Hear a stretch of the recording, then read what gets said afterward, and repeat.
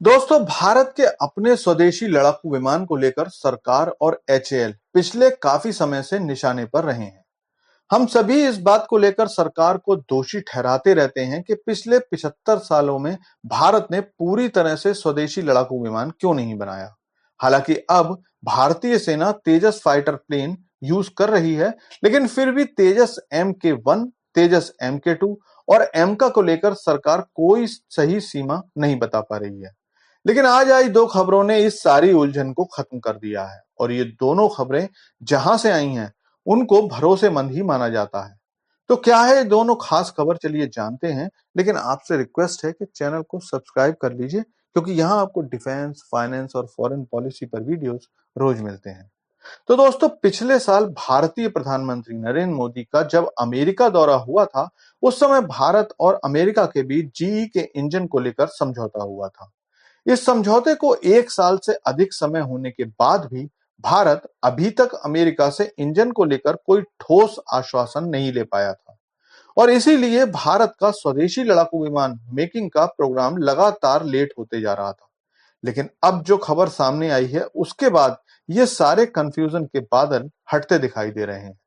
दरअसल खबर आ रही है कि भारत ने जीई के F414 इंजन के लिए बिड सबमिट कर दी है। उम्मीद है कि अगले 6 महीने में ये डील फाइनलाइज हो जाएगी, जिसके बाद अगले 2 सालों में जीई भारत में इंजन मैन्युफैक्चरिंग के लिए फैक्ट्री लगा लेगा।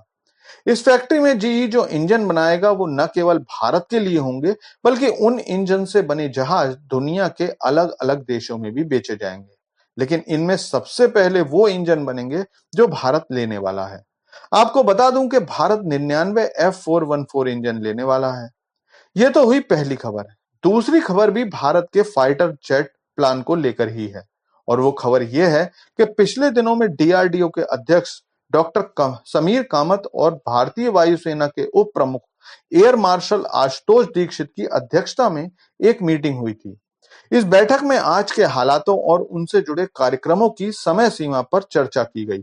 खास बात यह रही कि इसमें भारत के 5वीं पीढ़ी के फाइटर प्लेन एमका के साथ साथ तेजस MK2 पर भी गहन चर्चा की गई और इस पूरे कार्यक्रम की समीक्षा भी की गई। आज के हिसाब से तेजस MK2 लगभग 1 साल की देरी से चल रहा है। पहले दी गई समय सीमा के अनुसार तेजस MK2 का प्रोटोटाइप 2025 के शुरू में बनकर तैयार हो जाने की बात की गई थी। लेकिन क्योंकि अमेरिका से इंजन आने में देरी हो रही है और तेजस MK2 के लिए वायुसेना द्वारा कुछ नई टेक्नोलॉजीज की डिमांड भी की गई है, तो डीआरडीओ हेड ने बताया कि तेजस MK2 मार्च 2026 से उड़ान भरना शुरू कर देगा और इस हिसाब से भारत में तेजस MK2 का उत्पादन पूरी तरह से शुरू हो जाएगा। सरकार ने जो प्लान बनाया है उसके अनुसार तेजस MK1 और तेजस MK1A अमेरिकी कंपनी जीई के F414 इंजन द्वारा चलाए जाएंगे, जबकि भारतीय सेना के पुराने जहाज जैसे जैगुआर, MiG-29 और मिराज 2000 को रिटायर करके स्वदेशी तेजस MK2 को शामिल किया जाएगा और इसके लिए भी अगले 10 सालों में 250 से ज्यादा तेजस MK2 सेना में शामिल किए जाएंगे। इतना ही नहीं, सरकार ने एमका के डिजाइन और विकास के लिए जो स्वीकृति दी है उसके बाद एमका का काम भी तेजी से चल रहा है।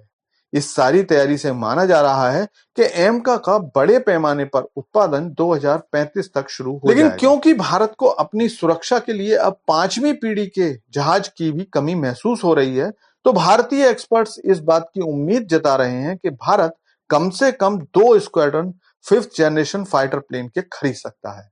भारत की इस सुरक्षा के बारे में आपका क्या सोचना है, कमेंट करके बताइए। Thanks for watching video.